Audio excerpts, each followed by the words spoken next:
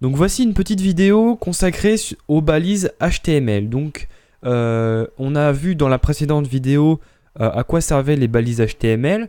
Et donc cette vidéo va te permettre de faire le tour de toutes les balises qui pourront servir à la création de tes pages web.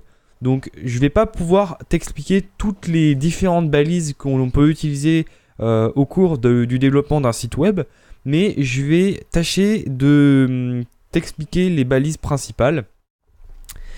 Et ensuite, dans une prochaine vidéo, je te montrerai comment les mettre en application et comment les coder sur tes propres pages web.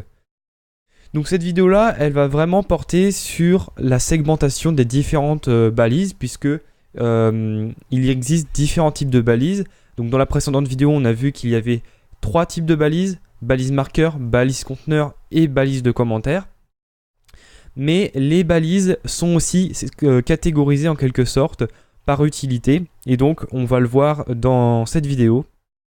Et à la fin, je te montrerai aussi quelle documentation en ligne utiliser si tu cherches d'autres balises que je n'aurais pas présentées dans cette formation, une fois que tu seras un développeur un peu plus avancé, on va dire. Donc, pour commencer, les balises les plus importantes pour structurer notre page web, ça va être donc les balises que j'appelle de structure. Donc, ces balises, elles vont permettre à ton navigateur d'ordonner le contenu des éléments dans ta page web. Mais il va permettre aussi à ton internaute de bien comprendre comment est construite ta page web, et donc aussi de lui permettre de mieux naviguer à l'intérieur de celle-ci. Donc on l'a vu dans la vidéo précédente qu'il y a un en-tête. Donc l'en-tête qui s'appelle le header. Donc qui permettra notamment de mettre les logos, les slogans, etc. Toute la partie qui est récurrente sur chaque page web. Ensuite, on peut utiliser donc le footer qui est le pied de page, où on peut mettre des menus qui se rapportent à des pages un peu moins visitées que celles qui sont dans le header, qui sont un peu moins importantes.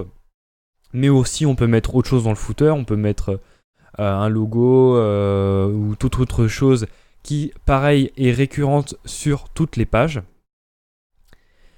Ensuite, on va pouvoir sectionner ces pages donc avec des sections pour grouper un ensemble d'informations.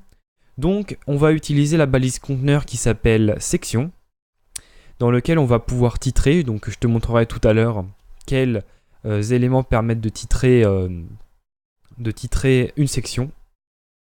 Tu peux aussi utiliser la balise article. Alors, moi personnellement, je ne l'ai jamais utilisée, mais elle permet notamment de définir le contenu d'un article et de le retranscrire notamment à travers les flux RSS. Donc c'est plus tellement utilisé en ce moment, mais je l'ai mis au cas où, puisque c'est une balise qui est quand même importante. Ensuite, on a la balise aside, qui est une balise conteneur qui permet de créer un bloc destiné à se disposer sur le côté droit de l'écran. Donc pareil, c'est une balise qui est plutôt importante. Souvent les développeurs débutants ont tendance à utiliser la div, donc qui est juste en dessous, pour créer des blocs sur le côté de leur page, mais il est préférable d'utiliser la balise aside pour que le navigateur puisse mieux comprendre à quoi sert ce bloc. Ensuite, la balise div, c'est un peu, la balise div et la balise span, c'est un peu des blocs qui servent un peu à tout, puisque on verra dans le module numéro 2 qu'on pourra personnaliser ces blocs avec des classes, tout comme avec les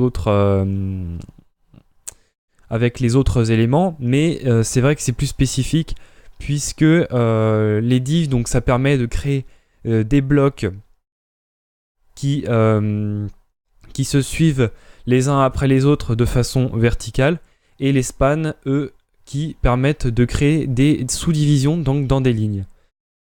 Donc les divs et les spans, on peut s'en servir assez souvent. Donc maintenant, je vais te parler des balises de contenu. Donc les balises de contenu, ça va être toutes les balises qui vont se référer au contenu de tes pages web. Donc ce que tu vas vouloir renseigner à ton internaute. Donc pour commencer, comme je te l'ai dit tout à l'heure, notamment dans des sections, mais aussi dans tes pages en général, il va falloir que tu titres et que tu hiérarchises les informations dans tes pages. Donc ça va se faire avec des titres. Et ces titres, ils ont des niveaux.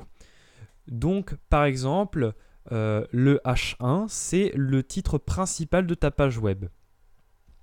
Mais lorsque tu veux mettre des sous-titres pour resegmenter le contenu de tes pages à l'intérieur de ton bloc de texte, par exemple, tu vas pouvoir mettre des titres du niveau inférieur. Donc, H2, H3, H4. Et il faut savoir que donc, ça va jusqu'à H6. Et il faut savoir que il faut prendre dans l'ordre tous ces H si on veut avoir quelque chose qui soit valide W3C. Donc le W3C, je t'en parlerai plus tard, c'est ce qui permet de valider si tes pages sont correctement écrites. Et donc ça certifie un peu la qualité de ton code. Il faut savoir qu'une page HTML, il faut toujours la titrer au moins par un H1, puisque ça va permettre, encore une fois, d'améliorer le référencement de tes pages web. Ensuite, quand on va vouloir écrire du texte, donc on va devoir utiliser ce qu'on appelle la balise P, qui est la balise permettant donc la création de paragraphes. Ensuite, on peut utiliser la balise ABBR, donc, qui permet de renseigner une abréviation donc, dans un bloc de texte, par exemple, ou même dans un titre, peu importe. Ensuite, donc ça, c'est pas énormément utilisé, mais je l'ai mis parce que ça pourrait être utile. Donc le sup et le sub, ça permet notamment d'écrire du texte en indice et en exposant.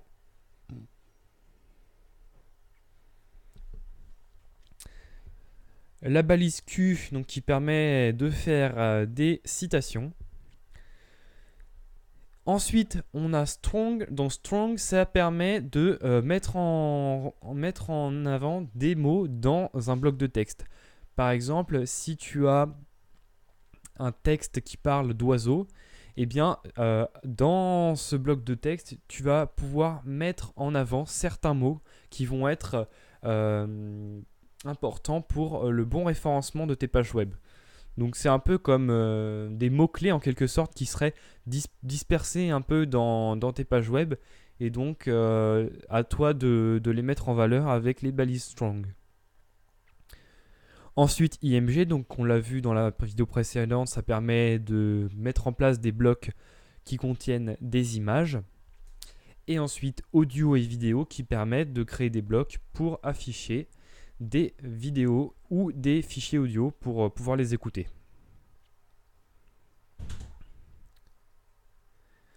Donc on continue dans les balises de contenu avec la balise A qui permet de créer des liens hypertextes. Donc les liens hypertextes, ça va se modéliser sous forme de textes cliquables qui vont permettre de rediriger vers des pages supplémentaires, donc des pages annexes. Que ce soit à l'extérieur de votre site, par exemple, pour rediriger vers Facebook, vers Wikipédia, ou peu importe le site web que vous voulez, que vous voulez rediriger votre utilisateur. Mais ça peut aussi être dans vos menus de navigation, eh bien, des pages qui sont sur votre site et que vous voulez permettre à vos utilisateurs d'être redirigés vers celle-ci. Ensuite, on a les balises table. Donc les balises table, ça permet de réaliser des tableaux un peu à la façon des feuilles de calcul. Donc avec des cases et des cases donc sous forme de colonnes et de lignes. Donc les lignes qui sont modélisées avec la balise TR et les cellules qui sont modélisées grâce à la balise TD. Ensuite, donc, on a vu qu'on pouvait créer des listes à puces. Donc, des listes à puces, c'est tout simplement des listes avec un petit symbole au début de chaque élément pour pouvoir créer une liste, tout simplement. Donc, ces listes à puces, elles sont englobées par une balise UL, donc, qui permet de créer nos listes. Et chaque élément de la liste est modélisé grâce à une balise qui s'appelle LI. Donc ça, c'est utilisé notamment dans les blocs de navigation, donc pour créer les listes de menus et rediriger les utilisateurs vers d'autres pages. Ensuite, on va pouvoir créer des formulaires grâce à Form. Donc les formulaires, on va s'en servir à partir du module numéro 5. On va apprendre à les modéliser en HTML donc dans ce module numéro 1. On va aussi pouvoir le styliser donc dans le module numéro 2. Mais ensuite, pour tout ce qui va être la partie dynamique et la partie opérative donc de nos formulaires, on verra ça dans le module numéro 5. Dans un formulaire, il nous faut ajouter donc des éléments, notamment grâce à la balise input, donc qui permet de créer différents champs dans notre formulaire, que ce soit pour rentrer du texte ou alors des cases à cocher, des boutons, etc. Et pour terminer, j'utilise souvent Figure, donc qui permet notamment de faire des vignettes d'images avec des légendes. Donc ça peut être plutôt sympa à faire si vous avez à ajouter des images dans vos pages web. Donc de pouvoir ajouter ensuite une légende visible par l'internaute donc dessus. Donc les balises de contenu, il en existe plein d'autres. Donc je te montrerai tout à l'heure comment les faire pour les trouver. Et ensuite, on a ce que l'on appelle les balises sémantiques. Alors les balises sémantiques, elles ne sont pas vraiment utiles pour l'utilisateur, mais elles permettent au navigateur de mieux comprendre de quelles informations il s'agit. Et aussi, ça permet de faciliter les lecteurs d'écran et les lecteurs braille, donc à la retranscription des informations de ton site web pour les personnes handicapées. Donc par exemple, quand on crée un formulaire, on va devoir symboliser chaque élément du formulaire par un label, au lieu d'écrire juste un petit texte à côté de nos champs de texte. On va devoir lier chaque champ de formulaire à ce que l'on appelle une étiquette, donc un label. Ensuite, on peut, si on souhaite référencer, si on souhaite mettre en avant du code informatique dans nos pages web, on peut utiliser la balise code, donc qui va permettre d'afficher notre code de façon distinctive et donc qui va permettre à vos internautes de comprendre que c'est du code informatique, donc avec un style d'écriture particulier. Et ensuite, donc, on a la balise time, donc pour définir une date. Donc la balise time, elle va aussi être capable de retranscrire donc la date selon différents navigateurs, on va dire. Et la balise adresse qui va permettre à certains navigateurs de vous aider ensuite à rediriger cette adresse vers des sites notamment de navigation par exemple. Donc tout ça, c'est des balises qui ne sont pas utiles pour l'utilisateur, mais qui sont utiles pour le navigateur pour vous permettre d'améliorer votre expérience utilisateur en offrant des fonctions qui sont utiles pour l'utilisateur, mais qui ne sont pas accessibles par le développeur en quelque sorte. Donc voilà les éléments principaux qu'on peut utiliser dans nos pages web. Donc j'espère que toutes ces balises t'auront inspiré. Et si tu as envie de creuser sur le sujet, donc je t'invite à aller sur la documentation en ligne de la MDN. Donc c'est une documentation qui est proposée par Mozilla et qui est vraiment hyper bien faite. Et puis en plus, elle est en français et les explications sont vraiment très très claires. Donc sur ce site, tu vas retrouver toutes les balises que j'aurais présentées avec des informations supplémentaires si jamais tu as mal compris ce que j'ai expliqué. Donc là, tu auras vraiment toutes les précisions nécessaires pour bien comprendre l'utilisation de chaque balise. Et ensuite, tu auras une explication de chaque balise, donc à la fois sur la documentation, et je vais faire une vidéo spéciale dans la formation pour te montrer comment fonctionne chaque balise que j'ai présentée dans cette vidéo. Donc pour la prochaine vidéo, on va aborder les attributs.